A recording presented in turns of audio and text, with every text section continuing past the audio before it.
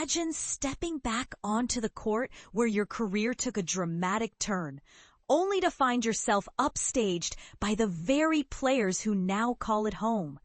This is the emotional roller coaster Anthony Davis faced in his long-awaited return to Los Angeles. It's a tale of triumph, frustration, and lingering questions about timing and team dynamics that had fans and analysts buzzing long after the final buzzer. But here's where it gets controversial. As the Dallas Mavericks clashed with the Los Angeles Lakers on a chilly November night in 2025, Davis's comeback story seemed poised for a spotlight-grabbing revival. Instead, it highlighted the stark contrasts in performance that have defined his stint in Dallas, sparking debates about loyalty, injuries, and the true cost of big trades. Written by Tim McMahon on November 29, 2025 at 2:57 a.m. Eastern Time. This piece dives into the highs and lows of the game.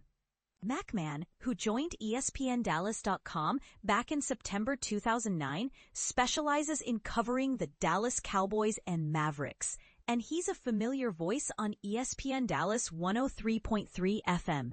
In the vibrant arena of Crypto.com Arena, the atmosphere was electric as Davis, the 10-time All-Star, made his comeback after missing nearly a month due to a nagging left calf strain. His former coach with the Mavericks, J.J. Redick, had promised a focus on Davis, ensuring he received the requisite level of attention. And true to his word, it was apparent right from the jump.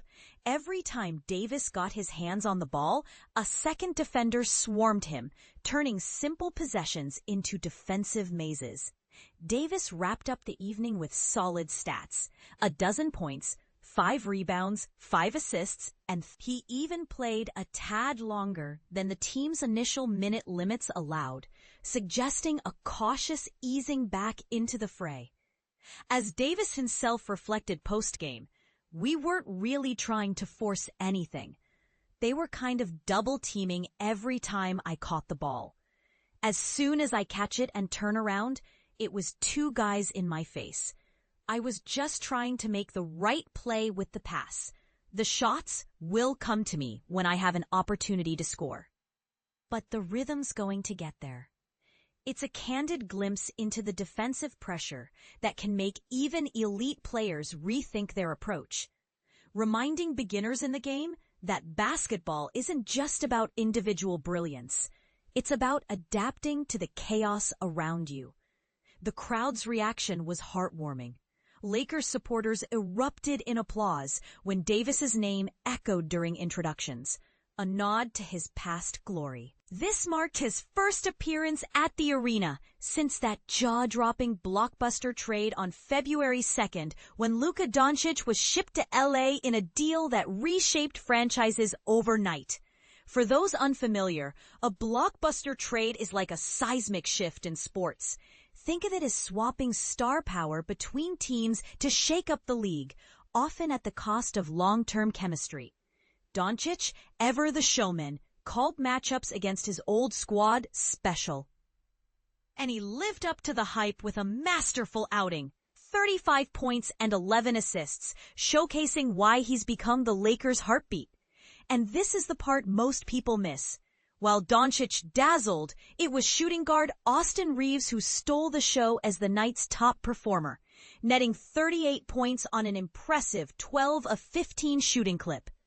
Afterward, the two exchanged jerseys, a symbolic gesture of respect between former teammates.